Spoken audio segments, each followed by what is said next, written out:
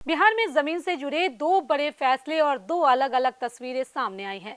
एक तरफ पटना नगर निगम ने म्यूटेशन में देरी करने वाले अधिकारियों और कर्मचारियों पर सख्ती दिखाते हुए साफ कर दिया है कि 35 दिनों के भीतर म्यूटेशन नहीं हुआ तो वेतन रुकेगा और अनुशासनिक कार्रवाई भी होगी। दूसरी तरफ सरकार की पेपरलेस जमीन रजिस्ट्री व्यवस्था के विरोध में दस्तावेज नावीस संघ सड़क पर उतर आए हैं। सवाल यह है कि क्या सरकार की नई व्यवस्था से आम लोगों को राहत मिलेगी या फिर से नए विवाद और रोजगार का संकट पैदा होगा। आइए जानते हैं पूरी खबर। आदाब, नमस्कार, आप देख रहे हैं मंथन टुडे। मैं हूं आपके साथ उज़मा। बिहार में जमीन से जुड़े कामों को तेज और पारदर्शी बनाने के लिए सरकार लगातार नए कदम उठा रही है। इसी कड़ी में पटना नगर निगम ने म्यूटेशन यानी कि दाखिल खारिज के मामलों को लेकर बड़ा और सख्त आदेश जारी किया है। नगर निगम ने सभी अंचलों के कार्यपालक पदाधिकारी और राजस्व पदाधिकारी को निर्देश दिया है कि ऑनलाइन पोर्टल पर आने वाले हर म्यूटेशन आवेदन का अधिकतम 35 दिनों के भीतर निपटारा करना होगा।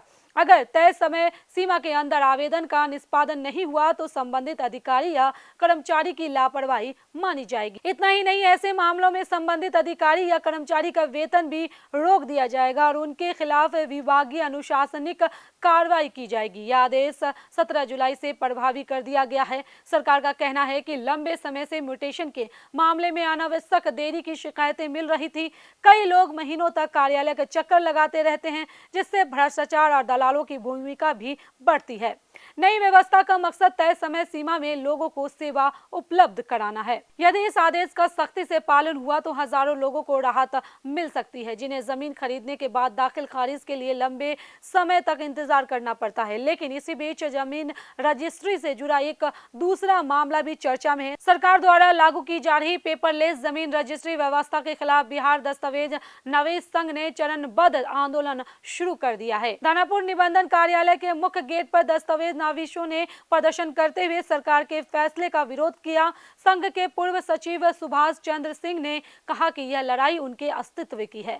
उनका कहना है कि किसी भी निबंधन व्यवस्था में दस्तावेज लेखकों यानी कि किताबों की भूमिका स्पष्ट होनी चाहिए। यदि पूरी प्रक्रिया पेपरलेस और डिजिटल कर दी गई है तो हजारों दस्तावेज नाविशों के सामने रोजगार का संकट खड़ा हो जाएगा। उन्होंने आरोप लगाया है कि सरकार की नई नीति का उद्देश्य किताबों को बेरोजगार करना है, जिसे किसी भी कीमत पर सफल नहीं होने दिया जाएगा। दस्तावेज नाविस राजू कुमार ने भी कहा है कि इस व्यवस्था से पूरे बिहार के हजारों दस्तावेज नाविस प्रभावित होंगे। उन्होंने बताया कि विरोध प्रदर्शन आगे भी जारी रहेगा और संघ ने चरणबद्ध आंदोलन का फैसला लिया है। हालांकि निबंधन कार्यालय की ओर से बताया गया है कि अब तक संघ की ओर से कोई लिखित ज्ञापन नहीं दिया गया है। अब सवाल ये है कि सरकार जिस डिजिटल व्यवस्था को पारदर्शिता और भ्रष्टाचार रोकने का माध्यम बता रही है, क्या वही व्यवस्था हजारों लोगों के रोजगार पर भी असर डालेगी?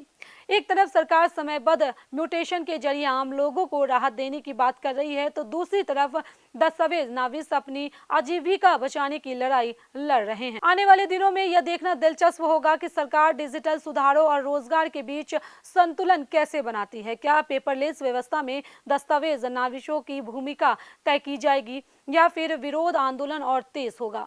फिलहाल इतना तय है कि बिहार में जमीन से जुड़े कामकाज में बड़े बदलाव का दौर शुरू हो चुका है। अब इन बदलावों का सबसे बड़ा असर आम लोग, जमीन खरीदारों और दस्तावेज नाविशों तीनों पर देखने को मिलेगा।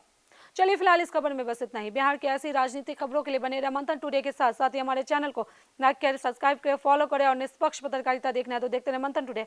बहुत बहुत शुक्रिया।